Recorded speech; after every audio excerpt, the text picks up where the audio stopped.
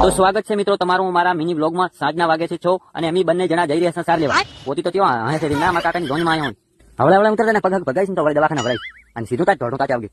તો ફાઇનલી મિત્રો આવી ગયા આપણે ખેતરમાં. તો સાર લેવા તો આપણે પહોંચી ગયા છે, પણ પેલા માતાજીનું મંદિર છે અમારે સધીમાનું, તો દર્શન કરી લઈએ. પેલા માતાજીને પ્રાર્થના કે અમને ખૂબ બધો ફોલોવર આવે એવી પ્રાર્થના મારી દર્શન કરી લીધા છે. તો હવે આપણે સીધા સાર વાટવાના છે. તો આપણે સાર વાટવા પહોંચી ગયા હતા. આપણને ઓછું ફાવે છે પણ વાટવી તો પડશે. બૈરા લાયા એટલે ડખા થયા બધાય નકે સના ડખાવત આપણે જો ભાઈ વાઢેરો છે થાય ઈ વાઢે છે ભાઈ થાય કોમેન્ટ કર દો. દીદી મકા વાઢેરા છે તમારે ભાભી થાય પોતે તો આવડે છે દબર. આમ તો ધોળાવે છે પણ વાઢી પડે ને પડે વાઢો ફટોફટ. તો ફાઇનલી આપણે સારી વાઢી રહ્યા અને હવે ભેળી કરવી પડશે. ફટોફટ ભેળા કરી લઈએ અને પોટકો ખડકા આપણા ભાગની તો વઢી દીધી. હવે ફટોફટ ભેળી કરી અને ફટોફટ ઘરી રામું છે હટ ઘર ભેળા થઈ જાય ને હટ. તો તમારા ભાઈની તો સારી ભેળી થઈ ગઈ છે. હવે તમારા ભાભી ભેળી કર્યા છે તો ફટોફટ ભેળી કરો અને હટ રામું છે કરી પેટમાં મોંદડા બોલેલા છે ખાવું છે ભેળી કે હટ ફટોફટ ઉતર કરી દો ટાઈમ નહીં.